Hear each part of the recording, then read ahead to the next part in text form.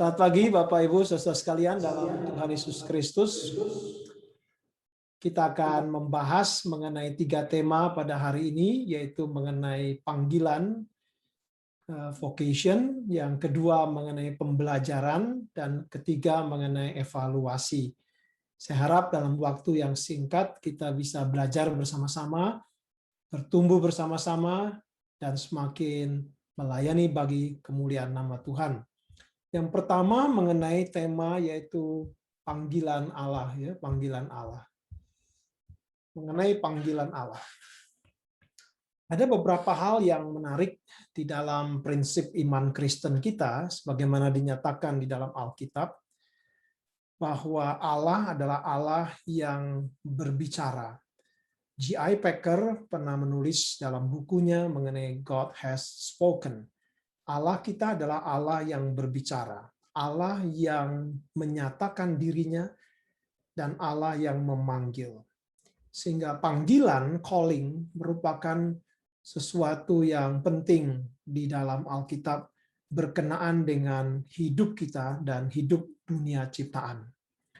Kalau kita melihat di dalam kitab Nabi Yesaya, bagaimana Allah memanggil dikatakan, dan yang dipanggil kemudian ada. Demikian pula dalam kitab Kejadian menegaskan bagaimana Allah berfirman, maka yang difirmankan Allah jadilah. Jadi kita melihat panggilan Allah bisa dalam pengertian harfiah, bisa dalam pengertian metafor, yaitu berkenaan dengan suara, memanggil. Nah, kalau kita melihat di dalam tema kita, yaitu mengenai vocation, maka kata vocation berasal dari kata voco di dalam bahasa Latin yang artinya adalah panggilan, memanggil. Ada kata suara di sana, ada pengertian suara. Dari kata voco bisa menjadi vokal, yaitu dalam bahasa Inggris suara, bisa menjadi vocabulary, bahasa yang kita suarakan, bisa menjadi invoke, doa yang kita suarakan di hadapan Allah, tapi juga bisa menjadi provoke, yaitu provokator, orang-orang yang berbisik-bisik, suara yang berbisik-bisik yang membuat orang-orang kemudian terpengaruh, menjadi provokator, sehingga menjadi menghasilkan biasanya gerakan-gerakan yang membahayakan. Jadi suara merupakan sesuatu hal yang sangat penting di dalam kehidupan kita. Nah, oleh karena itu, mari kita melihat bagaimana Alkitab menjelaskan mengenai tema dari suara ini. Yang pertama kita melihat kata memanggil atau calling itu bisa dalam pengertian memanggil seseorang dengan namanya, yaitu dari kata kaleo, kalein, yaitu memanggil, tapi juga bisa memanggil seseorang untuk suatu tugas, samem. Ya, suatu tugas. Misalnya Paulus mengatakan, aku dipanggil menjadi rasul. Bisa juga memanggil seseorang untuk turut perjamuan di dalam Lukas pasal 7, dan memanggil seseorang untuk datang ke pengadilan seperti yang dialami oleh para rasul. Jadi memanggil bisa dalam pengertian yang berbagai-bagai macam di dalam Alkitab. Tapi hari ini saya ingin mengajak kita melihat 3 panggilan yang utama, 3 panggilan yang penting dalam prinsip Alkitab. Yaitu pertama, panggilan Allah berkenaan dengan keselamatan kita. Panggilan Allah berkenaan dengan keselamatan. Di dalam 2 Timotius pasal 1 ayat 9 dikatakan mengenai Allah memanggil kita untuk keselamatan, memanggil kita dari dalam gelap masuk ke dalam terang.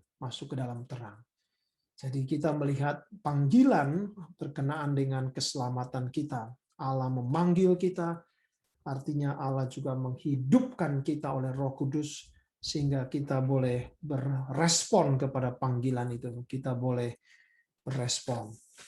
Nah, menarik sekali kalau kita kaitkan dengan gambaran metafora dari suara yang berkenaan dengan telinga kita. Maka salah satu dari indera kita yang tidak pernah terlelap sebetulnya adalah telinga kita, bukan? Mata kita pada waktu kita tidur akan tertutup, kemudian touching seluruh tubuh kita juga akan berkurang intensitasnya. Taste juga tidak berfungsi pada waktu kita tidur, tapi hanya satu yang selalu siap, yaitu telinga. Itu sebabnya kalau kita ingin membangun pagi-pagi untuk tugas tertentu, kita pasang alarm ya, supaya suara, karena telinga kita tidak kemudian menjadi tertutup pada waktu kita tidur, tapi dia berjaga. Nah, ini gambaran yang menarik dari panggilan Tuhan. Jadi pertama kita melihat panggilan Tuhan menghidupkan kita sehingga kita boleh melihat anugerah Tuhan, kemudian kita bisa berespon, berkata ya kepada panggilan Tuhan. Yang kedua adalah panggilan Allah untuk mempersembahkan tubuh sebagai persembahan yang hidup dan ibadah yang sejati. Persembahan yang hidup dan ibadah sejati. Roma 12 ayat 1 dan kedua, yaitu aku meminta kamu untuk mempersembahkan tubuhmu menjadi persembahan yang hidup, yang kudus, dan yang berkenan kepada Allah. Ini adalah panggilan yang kedua, bagaimana seluruh tubuh kita menjadi ibadah yang sejati di hadapan Allah yang hidup.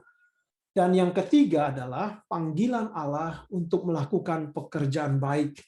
Dan ini adalah merupakan bagian yang menarik di dalam kaitan dengan pandangan Martin Luther di dalam 1 Korintus 7 ayat 17, yaitu bahwa setiap kita yang melakukan pekerjaan apapun adalah berdasarkan panggilan Allah, adalah merupakan panggilan Allah.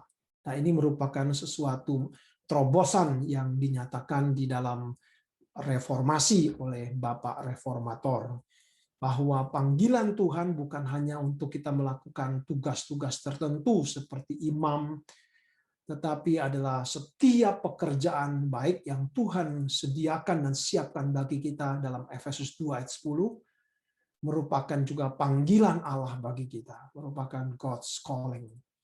Nah, ini kita lihat ada 3 panggilan yang penting dalam hidup kita, yaitu panggilan untuk menerima keselamatan, panggilan berkenan dengan tubuh kita menjadi persembahan yang hidup, yang kudus dan berkenan kepada Allah, dan panggilan di dalam kita melakukan pekerjaan baik yang dipersiapkan Allah bagi kita sebelumnya.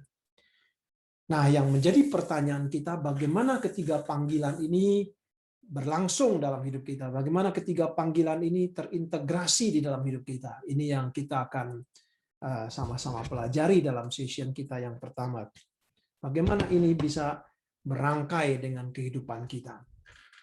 Nah, saya menjelaskannya dalam 3 gambaran di sini. 3 gambaran di sini. Panggilan Allah berkenaan dengan keselamatan adalah berkenaan dengan hati kita. Berkenaan dengan hati kita. Jadi panggilan Allah berkenaan dengan keselamatan itu adalah berkenaan dengan hati kita. Sedangkan panggilan Allah yang berkenaan dengan mempersembahkan tubuh kita adalah berkenaan dengan tubuh kita. Berkenaan dengan tubuh kita. Sedangkan panggilan di dalam melaksanakan pekerjaan baik yang Allah siapkan bagi kita, khususnya pada hari ini kita melihat tugas panggilan kita sebagai seorang guru, Nah, yang menjadi perhatian kita adalah bagaimana ketiga hal ini berangkai. Pada waktu Tuhan Allah menyelamatkan kita, Dia merubah hati kita. Dia merubah hati kita. Istilah hati begitu banyak di dalam perjanjian lama maupun perjanjian baru yang menjadi core daripada hidup kita. Hati berkenaan juga dengan roh kita, jiwa kita, nyawa kita, ya, di dalam istilah yang banyak dipakai di dalam perjanjian lama maupun perjanjian baru. Tapi kata lep dalam bahasa Ibrani, kardia dalam bahasa Greka, boleh kita katakan adalah core di dalam diri kita sebagai seorang manusia yang diciptakan menurut gambaran rupa Allah. Itu adalah hati manusia. Nah, keselamatan adalah berkenaan dengan hati kita, berkenaan dengan hidup baru yang mengubah hati kita menjadi hati yang daging dikatakan, bukan lagi hati yang degil. Nah, kemudian kita melihat panggilan yang kedua adalah berkenaan dengan tubuh kita. Bagaimana tubuh kita ini sekarang? Ya, kadang-kadang kita melihat tubuh kita hanya menjadi masalah persoalan, kadang-kadang persoalan di dalam fisik, masalah fisik, persoalan di dalam kedagingan kita. Tapi Tuhan Allah mau sebetulnya melalui Paulus, tubuh kita adalah menjadi persembahan yang hidup, yang kudus, dan yang berkenan kepada Allah.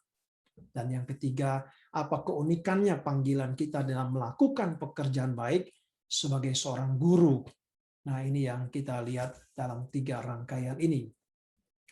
Nah, sekarang yang kita akan masuk adalah bagaimana kita memahami ketiga rangkaian ini. Dan saya harap kalau ada pertanyaan silakan, karena kita akan memasuki sesuatu yang mungkin belum terbiasa kita pikirkan hal ini, yaitu gambaran yang saya jelaskan seperti ini. Nah, pertama-tama kita melihat pekerjaan Allah. Kita pertama-tama melihat bagaimana pekerjaan Allah mengintegrasikan 3 hal ini, yaitu apa? Hati, tubuh, dan kalau kita boleh pakai metafor yang lain, yaitu tangan. Tangan adalah merupakan bagaimana kita bekerja, making, ya.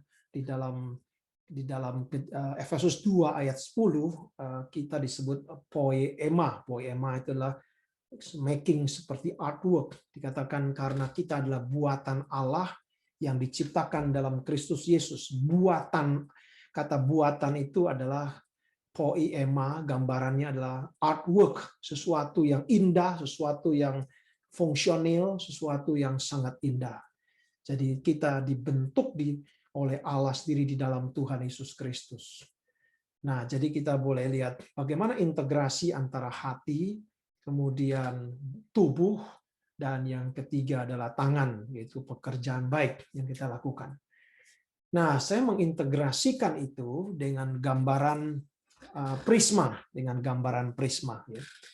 Prisma kita sama-sama memahami, ya, gambaran seperti yang ada di PowerPoint kita, yaitu kita menerima, kalau prisma itu menerima sinar matahari, kemudian dia pancarkan dengan keindahannya. Ini metafor yang dipakai untuk menjelaskan integrasi dari 3 hal itu dalam calling kita. Calling keselamatan, kalau hati kita sudah diperbaharui, kita sudah diselamatkan, dibersihkan oleh darah Tuhan Yesus yang berkorban bagi kita, maka bagaimana itu berdampak dengan tubuh kita? Bagaimana dampaknya dengan tubuh kita? Apa ada pengaruh tidak dengan tubuh kita keselamatan di dalam Tuhan Yesus? Atau tidak? Atau keselamatan kita hanya berkenaan dengan keselamatan jiwa, keselamatan hati kita nantinya, keselamatan roh kita. Tapi bagaimana dengan tubuh kita? Apa kaitannya antara hati kita dengan tubuh kita? Kalau hati kita sudah dibasuh oleh darah Tuhan, sudah dibersihkan, sudah diampuni dosanya, ada nggak pengaruh ke dalam tubuh kita? Itu menjadi challenging kita, bukan? Kemudian ada tidak pengaruh di dalam tangan kita, di dalam action kita, di dalam poema kita, making. Karena manusia diciptakan menurut gambaran rupa Allah, sehingga Allah adalah Allah yang mencipta, maka kita adalah analogi daripada Allah sendiri. Kita juga mau mengerjakan sesuatu. Ada tidak pengaruhnya ke dalam pekerjaan tangan kita? Ada tidak pengaruh di dalam pemikiran kita, waktu kita berpikir? Ada tidak? Nah, ini yang menjadi challenging kita harus memikirkan sebagai orang Kristen. Sebab kalau kita menerima 3 panggilan itu, saya dipanggil untuk keselamatan, saya dipanggil mempersembahkan tubuh, saya dipanggil melakukan pekerjaan baik. Kita sudah terima itu karena itulah apa yang Alkitab nyatakan. Tapi kita belum jelas bagaimana hubungan ketiga hal itu. Bagaimana hubungan ketiga itu. Bagaimana rangkaian antara hati yang diubah dengan tubuh kita. Dan bagaimana hubungan dengan tubuh kita dengan pekerjaan yang kita lakukan. Nah, ini yang menjadi fokus kita di dalam tema yang pertama. Karena sering kali kita melihat vocation adalah panggilan Allah. Dari kata vocare, vocation, dari panggilan Allah. Lalu dikaitkan dengan occupation. Occupation lebih dikaitkan dengan tempat di mana kita berada. Kita berada di dalam kaitan dengan apa yang Tuhan tempatkan kita untuk mengerjakan sesuatu di dalam hidup kita. Martin Luther menegaskan mengenai place, tempat di mana kita masing-masing, station, di mana Tuhan menempatkan kita masing-masing. Nah, bagaimana hubungan kedua hal ini? Bagaimana kita memahami kedua rangkaian hal ini? Nah, ini yang coba saya padukan dengan gambar ini. Nah, penjelasan yang pertama sekali lagi adalah penjelasan berkenaan dengan prisma tadi. Prisma sekali. Yaitu prisma menerima satu sinar, tapi kemudian dia dipancarkan dengan keragaman, dipancarkan dengan keindahan dari satu. Maka prisma menjadi satu metafor untuk kita memahami integrasi ketiga panggilan ini. Yaitu bahwa firman Allah, panggilan Allah satu, utuh. Firman Tuhan itu utuh, satu, utuh. Dia tiba kepada hati kita, tiba kepada hati kita. Lalu hati kita itu seperti prisma, dipancarkan melalui tubuh kita, ya, dipancarkan melalui tubuh kita. Nah, harap itu menolong kita untuk memahami analogi daripada gambar ini. Jadi satu firman Tuhan. Nah, ini memang jarang atau kurang mungkin kita pikirkan. Bagaimana kalau kita mendengar firman Tuhan, misalnya kita mendengar firman Tuhan dalam khotbah atau saat teduh atau kita Bible study, lalu firman itu tiba di dalam hati kita, kita terima di dalam hati kita. Jadi setelah melalui indera kita, melalui pemikiran kita, lalu kita terima di dalam hati kita. Tapi bagaimana kemudian hati kita itu terpancar di dalam hidup kita. Nah, kalau di dalam Alkitab dikatakan pada waktu orang banyak mendengar Yesus berkhotbah, mereka dengar, tergerak hati mereka, dikatakan kemudian mereka bersukacita misalnya, mereka takjub misalnya. Jadi ada reaksi di dalam fisik mereka. Nah, kadang-kadang kita kurang memperhatikan gestur, ya, gestur di dalam kaitan dengan respon kepada firman. Nah, seringkali kita kadang-kadang bisa terpisah, ya, firmannya apa, kemudian gerak tubuh kita apa. Mungkin gerak tubuh kita lebih gampang dipengaruhi oleh lingkungan di luar kita. Nah, ini yang terjadi. Ya, lingkungan di luar kita. Jadi kalau misalnya kita melihat lingkungan, misalnya katakan di kelas kita sedang tegang, semua tubuh dan tubuh guru, tubuh anak-anak juga tegang. Kalau semua sedang keadaan rileks, ya semua jadi rileks, suasananya mencair dan sebagainya. Jadi memang kita lebih banyak dipengaruhi dari luar. Nah, ini juga yang Paulus peringatkan kepada kita di dalam Roma 12 ayat 1 dan kedua. Di situ dikatakan jangan kamu menjadi serupa dengan dunia, tapi berubahlah oleh pembaharuan budimu. Paulus pakai kata dua, ya dua kata, yaitu skema dan morfe. Jangan kamu menjadi serupa dengan dunia. Kata yang dipakai adalah skema siste, skim, ya skema. Sedangkan tetapi berubahlah oleh pembaharuan budimu, itu adalah morfe, metamorfose itu, morfe. Jadi dunia membentuk tubuh kita, mempengaruhi hidup kita itu dari luar sebetulnya.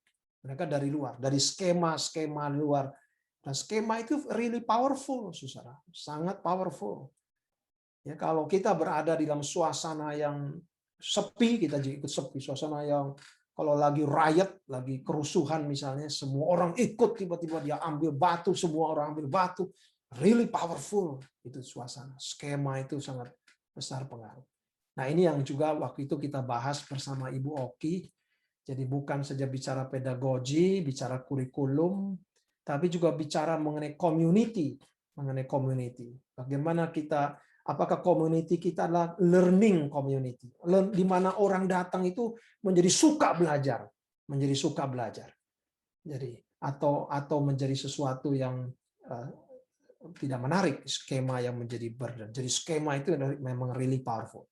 Tapi Roh Kudus bekerja dalam hidup kita, utamanya adalah dari dalam. Morfe, dia membentuk kita dari dalam.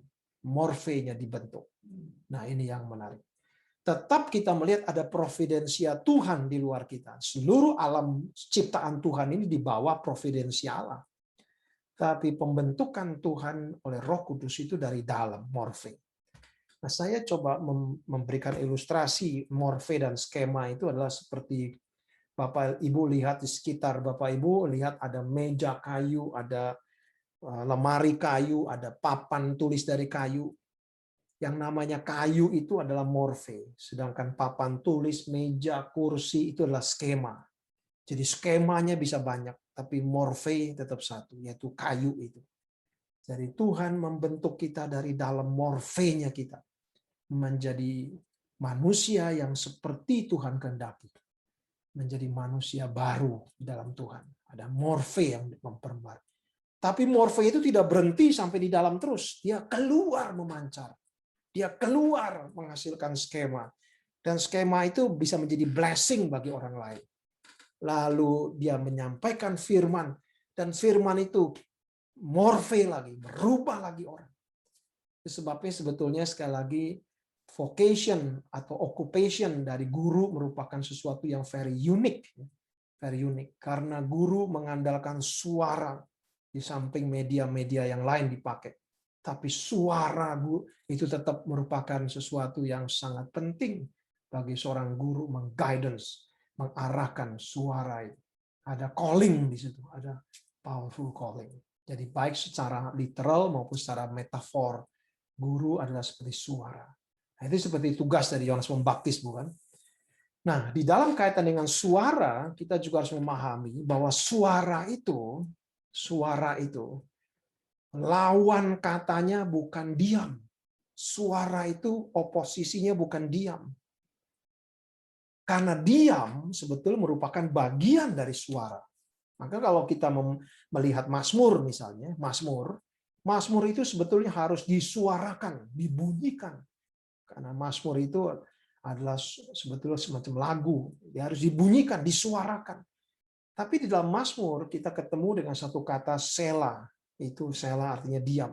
Dan diam itu bagian daripada suara. Seperti saya ngomong hari ini, diam sayanya itu adalah diam bagian dari suara saya. Kalau tidak, saya ngomong terus, Bapak Ibu bisa pusing kepala. Jadi ada waktu saya diam. Tapi diam itu bagian dari suara. Sehingga lawan daripada suara bukan diam, tapi noisy. Lawan daripada suara itu noise. Nah, anak-anak kita berada di dunia yang very noise. Begitu banyak suara sekarang. Apalagi dengan media yang sekarang ada di dalam abad kita ini. Suara begitu banyak. Adam Hawa saja jatuh hanya karena another voice. Satu suara saja yang lain. Sudah jatuh dia. Apalagi kita sekarang di tengah noise, berisiknya suara. Jadi lawan daripada suara itu bukan diam. Tapi berisik, suara yang begitu banyak yang bisa menyimpangkan. Kitab Amsal mengingatkan kita untuk hati-hati kepada suara yang menyimpangkan langkah kita. Nah, jadi sekali lagi kembali adalah bagaimana kita sekarang menerima pekerjaan Tuhan morfe, membentuk, memperbarui hati kita, tapi bukan sekedar hati kita diperbarui lalu berhenti sampai di sana. Tidak ada pengaruh ke dalam body kita. Tidak ada pengaruh di dalam wawasan kita, cara berpikir kita. Tidak. Dari morfe yang diperbarui itu, sehingga kita semakin mengenal diri kita, semakin tahu bagaimana menempatkan diri, dan bagaimana kita memancarkan kebenaran firman itu di dalam seluruh aspek hidup kita. Nah, sekarang kita masuk ke dalam kata aspek. Kata aspek ini menarik, saudara ya. Kata aspek ini menarik. Nah, di dalam PowerPoint yang saya sajikan di sini kita melihat ada 15 aspek. 15 aspek dalam kaitan dengan tubuh kita. Nah, tubuh yang kita bahas di sini bukan secara biologi. Meskipun kedua anak saya sama-sama ambil biologi, medical dan medicine, biochem, mereka juga sering kita diskusi mengenai hal-hal seperti ini. Kita tidak bicara mengenai body dalam kaitan dengan biologi, tapi berkenaan dengan aspek, bodily action. Aspek. Setiap kali kita berdiri hadir, setiap kita hadir, kita membawa 15 aspek ini, saudara. Sadar atau tidak sadar, kita membawa 15 aspek ini. Kalau saudara mau tambahin 16, 17 juga silakan ya, tapi ini 15 sudah teruji, diperdebatkan panjang lebar sepanjang tahun di dalam reformational philosophy. Jadi saudara kalau mau tambahkan, mau kurangi silakan, tapi ini merupakan suatu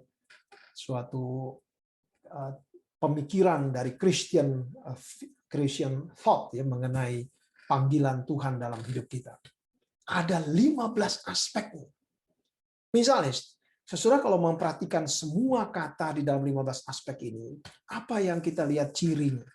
Cirinya adalah kata-kata ini adalah berbentuk adjektif, bukan noun, tapi adjektif, bukan kata benda. Bukan kata benda, tapi kata sifat. Karena ini aspek yang melekat pada bendanya, yaitu tubuh. Jadi setiap tubuh yang Tuhan ciptakan itu dalam hidup kita itu sebagai manusia ada 15 aspek. Nah, sehingga di dalam panggilan Allah, bagaimana firman Tuhan yang tiba ke dalam hati kita, saya harap ini bisa terjawab sampai nanti session yang terakhir ya, bagaimana praktikalnya dalam hidup kita. Firman yang tiba di dalam hati kita, merubah hati kita dan hidup kita. Dan meng-guide, mengarahkan, dipancarkan di dalam 15 aspek ini. Nah, mari kita lihat dulu 15 aspek ini, yaitu dalam bentuk adjektif. Yang pertama adalah numerik. Numerik artinya tubuh kita itu bisa dikaitkan dengan angka. Ya, bisa dikaitkan dengan ada aspek angkanya. Berapa jari tangan kita, seperti kalau guru-guru TK mungkin mengajar anak-anak mengenai body. Jadi ini aspek numerik, aspek numerik. Tubuh kita ada timbangannya, bisa ditimbang berapa beratnya, berapa tingginya, berapa lebarnya. Kalau mau bikin baju, nah itu kita bisa diukur semua dengan angka. Bahkan tubuh kita sekarang, kesehatan tubuh kita itu hanya berdasarkan angka. Wow, kalau 150 tekanan darah sudah mulai hati-hati itu. Jadi kita tidak lagi bisa melihat tubuh secara utuh hanya kepada numerik. Padahal numerik itu memang aspek hidup kita, tapi numerik itu hanya one of. Nah, itu yang kita lupa. Seringkali kita hanya melihat di dalam kertas laporan kesehatan kita itu, lalu kita anggap itu cuma satu-satunya. This is my body. No, memang aspek tubuh kita ada numerik, bisa diukur, bisa ada angkanya, tapi itu satu di antara aspek yang lain. Masih banyak aspek yang lain. Jadi ada aspek numerik. Ada aspek spasial. Ada aspek spasial. Saya akan geraknya bagaimana? Saya akan bertingkah lakunya bagaimana? Apakah ada pengaruh? Tidak. Firman Tuhan yang memperbarui hidup kita, menjadikan aspek hidup kita itu, nanti kita lihat bagaimana dipancarkan melalui aspek hidup kita. Spasial adalah berarti kita mempunyai ruang. Kita ada ruang. Nah, ruang di sini bisa sekali lagi literal, bisa secara juga metafor.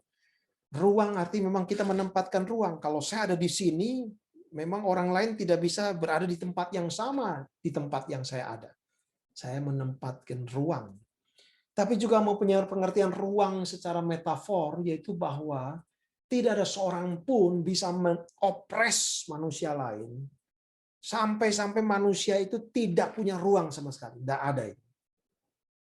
Hitler belajar juga itu.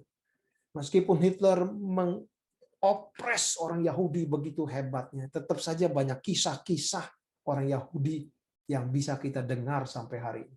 Tidak bisa diopres 100%. Tuhan memberikan spasial dalam hidup kita. Baik spasial secara literal maupun secara metafor. Tidak bisa. Nah, itu sebabnya kita tidak bisa sekedar mengopres spasial dari murid kita atau murid kepada guru. Kita harus saling menghormati di situ. Ada aspek itu memang dalam hidup kita. Tapi bagaimana aspek itu menjadi pancaran oleh firman Tuhan. Ada aspek kinematik artinya kita bisa gerak. Kalau kita mengamati anak-anak kita di dalam kelas kita, saya percaya Bapak Ibu sebagai guru paham itu. Setiap anak ada geraknya berbeda-beda. Ada anak yang suka main bolpen muter-muter terus, ada anak yang tidak bisa diam bergerak, ada anak yang dan sebagainya. Kinematik karena memang ada aspek itu. Ada aspek fisik, ada aspek fisikanya. Ada aspek biotik, yaitu ada lively, ada hidupnya. Dia ada hidup. Tiap orang punya karakteristik yang berbeda-beda. Karena dia ada life, ada hidup bio. Ada aspek sensorinya, dari kata senses berkenaan dengan bisa feeling, ada aspek feeling. Ada aspek analytical, how to think, bagaimana dia cara berpikir.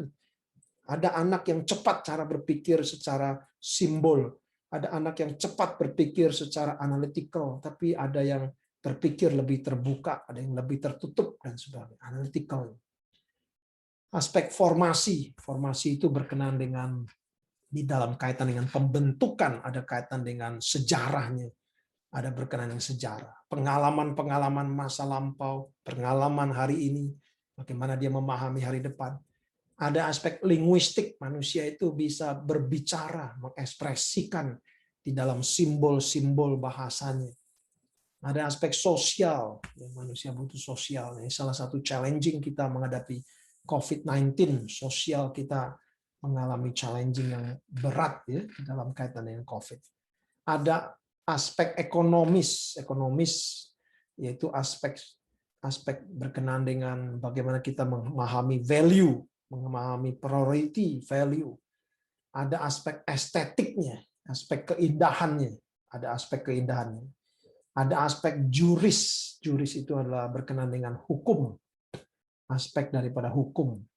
Bagaimana kita mempunyai suatu standar, ada norma, ada aspek etis, etis berkenaan dengan loyalty, berkenaan dengan suatu komitmen, troth itu dalam bahasa Inggris kuno itu artinya suatu komitmen seperti husband and wife ketika berkata yes I do, saya mau menikah dengan kamu, itu aspek etis. Dan yang paling tinggi adalah aspek pistis. Pistis itu berkenaan dengan iman sebetulnya, iman berkenaan dengan suatu penyerahan, suatu dedikasi, suatu komitmen. Faithfulness, di situ juga ada kata pistis. Nah, ini aspek-aspek daripada kehidupan manusia sebagai manusia yang Tuhan ciptakan. Nah, jadi bagaimana sekali lagi panggilan Tuhan dalam hidup kita adalah panggilan keselamatan di dalam Tuhan Yesus Kristus. Panggilan Tuhan adalah panggilan berkenaan dengan tubuh kita. Dan tubuh kita ini ada sedikitnya 15 aspek. Bagaimana kita firman Tuhan itu memancar di dalam semua aspek kehidupan saya. Di dalam dinamika tubuh saya, dalam pemikiran saya, dalam mengambil keputusan, di dalam memahami sejarah hidup saya, pergumulan hidup saya, di dalam saya cara berpikir saya, dalam senses, feeling saya, di dalam emotion, dalam lively karakteristik hidup kita, dalam fisik. Nah, ini yang perlu kita pikirkan di dalam kaitan dengan panggilan Allah dalam hidup kita. Session yang pertama Ibu Oki sampai jam berapa ya? 40 menit, 8.40 Pak Ali. 8.40, oke. Ya, 8.40. Jadi ini yang kita lihat berkenaan dengan dalam kaitan dengan calling yang Tuhan berikan dalam hidup kita. Ya. Nah, sekarang kita melanjutkan lagi. Jadi mengintegrasikan antara panggilan keselamatan, yaitu berkenaan dengan hati kita, panggilan berkenaan dengan tubuh kita, dan panggilan berkenaan dengan tangan kita. Jadi itu basic utamanya. Lalu bekerjanya adalah firman Tuhan ke dalam hati kita, lalu dia memancar. Nah, ini yang menarik, saudara. Bagaimana konkretnya ya? Bagaimana konkretnya? Saya harap ada satu ilustrasi yang menarik ya, ilustrasi yang menarik dari pengalaman Tolkien. Tolkien adalah pengarang buku The Lord of the Ring, The Lord of the Ring. Harap pengalaman dia ini bisa menjadi contoh dari gambar kita ini, gambar kita ini. Nah, Tolkien seorang yang mengalami peperangan langsung, mengalami peperangan di dalam dunia, perang dunia itu, dan dia terlibat dalam perang dunia itu. Dan pada waktu dia turut serta dalam perang itu, maka dia mengalami situasi yang sangat menakutkan. Dia melihat kiri kanan, dia melihat bom yang jatuh, dia melihat bunyi senapan yang menggelegar, dia melihat kiri kanan dia ada mayat-mayat yang bergelimpangan, bahkan ada termasuk teman-temannya, dan dia struggle di situ. Namun kita melihat waktu dia bergumul di situ, maka dia mengalami ada God's calling di dalam diri dia. Bagaimana dia memahami semua peristiwa ini? Kalau dia bisa luput dan selamat dari perang ini, apa yang dia akan lakukan dan pikirkan lebih lanjut. Maka menarik sekali, momen itu dia pikirkan terus, dia renungkan terus, dan itu mempengaruhi gerak dinamika tubuh dia. Dia konsentrasi memikirkan itu, dia berusaha sedapat mungkin memikirkan itu. Akhirnya dia mencetuskan karya dia yang luar biasa, yaitu The Lord of the Ring. Dalam The Lord of the Ring, kita melihat buku itu mencakup 15 aspek ini, bukan? Ada numerik, ada gerak spasial, kinematik dalam bentuk story, Ada fisik, ada wilayah dwarf, hobbit, manusia, ya, ada wilayah wizard, dan dinamika-dinamika di situ. Ada dikaitkan dengan suasananya, ada fisiknya, ada geraknya, ada bahasanya. Tolkien sangat ahli dalam bahasa, bukan? Ada bahasa elf dia pakai, kaitan dengan sosialnya, dinamikanya. Tetapi The Lord of the Ring luar biasanya adalah dia menganalisa, dia menceritakan kembali pengalaman dia dalam perang itu. Tetapi dia gambarkan di dalam pengharapan yang very unique, ya, dalam pengalaman very unique. Akhir kisah daripada The Lord of the Ring adalah sebetulnya katastrofi. Katastrofi artinya bencana yang menakutkan. Manusia sudah tidak sanggup lagi menghadapi the evil one itu, ya, Sauron itu sudah tidak sanggup lagi menghadapi itu. Hampir hancur hidup dunia manusia. Dalam katastrofi yang hebat menakutkan seperti itu, kita melihat Gollum merampas cincin itu dan dia jatuh ke dalam kawah berapi itu, yang menghasilkan satu momen yang disebut iu katastrofi. Kata iu dalam bahasa Grekanya itu artinya good, seperti kata euangelion, kabar baik. Eucharis, ya, perjamuan yang baik, Eucharis. Jadi kata iu itu baik. Ada katastrofi, tapi dalam satu momen bisa iu katastrofi. Dia merubah semuanya dari pengharapan yang baru menjadi, dia sebut karyanya dia sebagai sub-creation. Kisah tidak balik daripada creation dalam penciptaan. Nah, ini saya coba gambarkan supaya kita ada gambaran itu. Apakah kita pernah pada waktu kita mendengar firman Tuhan, hati kita tersentuh, kemudian kita pikirkan itu seperti Yosua dikatakan oleh Tuhan, renungkan itu siang dan malam, pikirkan itu supaya tubuh kamu jangan menceng kiri kanan. Karena kamu sekarang sudah sampai di perbatasan, melewati pengalaman in between Egypt, between Mesir sama tanah perjanjian. Sekarang kamu sudah tiba di perbatasan. Renungkan firman itu siang dan malam, sehingga kamu tahu bagaimana berdinamika gerak, menghadapi nanti orang Kanaan, menghadapi Gibeon, menghadapi Yeriko, menghadapi Ai, menghadapi suku-suku Israel, menghadapi berbagai tantangan pergumulan ini. Renungkan. Perhatikan firman Tuhan. Nah, kalau kita punya skema ini, artinya merenungkan firman itu bukan hanya sekedar menyegarkan hati kita, menguatkan hati kita, tapi lebih dari itu, bagaimana dia terpancar sekarang dalam hidup kita, terpancar dalam pikiran kita, dalam analisa kita, dalam setiap langkah hidup kita, nampak di dalam setiap aspek kehidupan kita, nampak disatukan dalam story hidup kita, ya. 15 aspek ini bisa dipadukan seperti tadi pengalaman Tolkien dalam buku The Lord of the Ring, memadukan semuanya itu. Menyatakan maksud dan pekerjaan Tuhan di dalam pengharapan, di dalam langit dan bumi yang baru. Nah, itu yang harusnya menjadi komitmen kita di dalam memahami panggilan Tuhan. Jadi panggilan Tuhan itu ada satu gerakan yang Tuhan berikan dalam hidup kita. Kita kembali renungkan firman Tuhan. Renungkan firman itu. Pikirkan firman Tuhan itu. Baca baik-baik. Biar Tuhan Roh Kudus memberikan kita bijaksana sehingga dia nampak dalam story tubuh kita. Story yang dipimpin di dalam kebenaran firman Tuhan. Yang mengintegrasikan 15 aspek itu di dalam pengalaman kehidupan kita. Di dalam pengalaman hidup kita. Nah, sebetulnya 15 aspek ini, sekali lagi dalam bentuk adjektif, maka sebetulnya ini nampak di dalam setiap story hidup kita. Ya, kalau hari ini kita ada waktu atau bertatap muka, saya ingin sekali sebetulnya mendengar salah satu dari Bapak Ibu yang sharing something. Nampak semua, 15 aspek itu akan nampak. Akan ada semua. Ya. Tapi bagaimana itu dipancarkan berdasarkan firman Allah di dalam hidup kita. Nah, kita perlu merenungkan, memikirkan itu.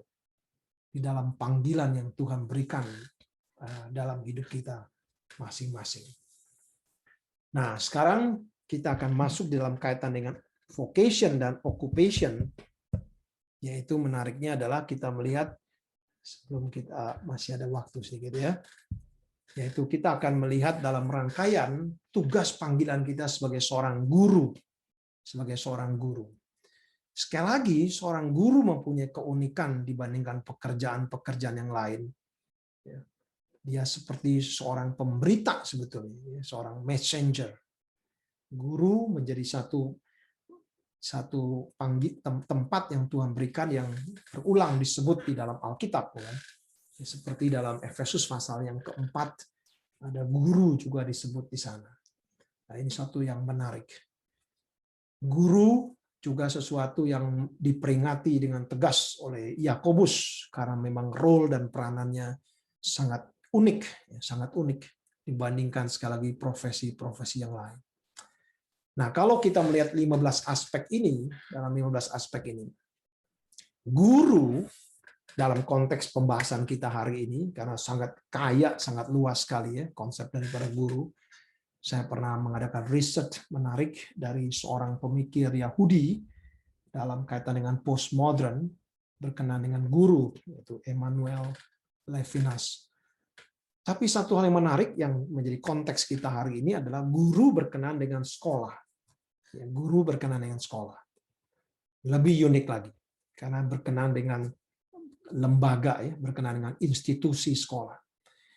Nah, memang kalau berkenaan dengan institusi sekolah, sebagai institusi sekolah, school, maka kira-kira Bapak Ibu melihat 15 aspek ini, mana yang menonjol, mana yang menonjol dibandingkan dari aspek-aspek yang lain. Salah satu aspek yang paling menonjol, yang sangat langsung berkaitan dengan institusi sekolah. Kalau kita lihat 15 aspek itu.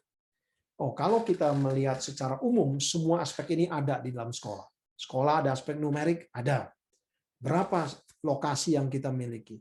Berapa jumlah murid? Berapa jumlah guru? Aspek spasial, berapa besar, berapa banyak kelas-kelasnya? Satu kelas isinya berapa? Bisa. Kinematik, apakah anak-anak ada ruang gerak, ada ruang untuk olahraga, dan sebagainya. Bagaimana dinamika gerak mereka anak-anak itu? Kita juga perlu pikirkan itu, bukan? Dari kelas sampai ke tempat washroom misalnya, berapa jauhnya?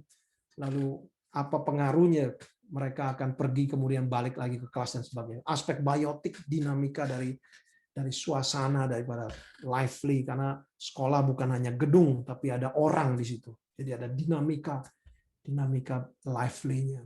Sensorik, analytical, formasi, linguistik, sosial, ada semua. Tetapi memang kalau institusi sekolah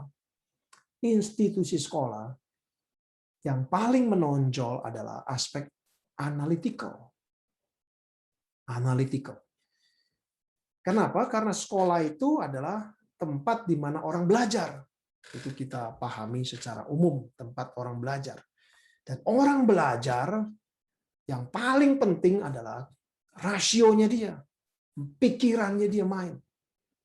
Bagaimana dia bisa menangkap pelajaran, bagaimana dia bisa mengerti baik matematika, dia dalam aspek numerik, aritmatika, spasial numerik, aspek kinetik, aspek fisika, physics, di dalam ilmu fisik, biotik menjadi biologi, sensori bisa menjadi kaitkan dengan psikologi, tapi aspek analytical yang paling nampak pada umumnya di dalam sekolah-sekolah modern. The modern school memang intinya adalah analytical. Sehingga memang kita perlu ada guru yang cerdas, yang pintar berpikir. Kita perlu murid yang pintar berpikir, yang pintar. Itu artinya pintar itu artinya dia bisa berpikir, bukan logikanya jalan, menghafalnya pintar, analytical itu semua. Nah, sehingga seringkali kalau occupation kita sebagai guru dikaitkan dengan konsep sekolah hanya dikaitkan dengan analytical, maka seringkali sayangnya membuat panggilan kita, pemahaman panggilan kita terhadap guru menjadi tidak limpah, tidak limpah, karena hanya berkenan dengan saya mempunyai ilmu, saya ada subject matter, nanti kita akan bahas itu di dalam pembelajaran. Saya punya subject matter, ada bahan yang saya mau sampaikan. Saya pindahkan dari pikiran saya melalui metodologi sampai kepada pikiran anak-anak. Nah, seringkali kita melihat jadi peranan guru menjadi hanya berhenti sampai di sana. Nah, harap skema ini menolong kita melihat bahwa memang di dalam kelas kita memang mengajar, kita perlu analytical, perlu logic, cara berpikir mereka harus bisa mengikuti pelajaran. Tapi kita hadir juga secara tubuh. Nah, ini memang challenging pada masa COVID ini. Online ini tidak gampang karena kita sekarang hanya mengandalkan mata dan suara, tapi tidak bisa mengandalkan secara kehadiran. Saya harap segera kita bisa melewati masa COVID, masa pandemi ini, karena banyak aspek yang merubah, Perlu ada, saya pernah mendalami ini riset sejak tahun lalu mengenai bagaimana sebetulnya pelayanan dan pendidikan dalam masa COVID. Karena sensus kita ini hanya dipakai, kita duduk di suasana yang berbeda, di ruangan yang berbeda, kita hanya bertatap muka dan hanya dengar suara, kalau masih ada suara. Kadang-kadang Zoom juga tidak mengizinkan suara yang berisik, tidak bisa dia menanggung suara itu. Nah, jadi kita melihat, harap ini membukakan kita sekali lagi bahwa panggilan seorang guru itu sangat kaya.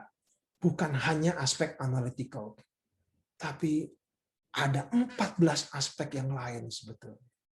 Ada 14 aspek yang lain. Dan ini disinilah kita melihat ada role daripada panggilan Allah dalam hidup kita. Peranan firman Allah di sini dalam hidup kita. Integrasi antara iman Kristen dengan tugas panggilan kita dalam pembelajaran baru bisa berlangsung. Kalau kita hanya memikirkan analytical, maka kita hanya perlu membahas mengenai tema faith and reason misalnya. Bagaimana hubungan iman dan rasio.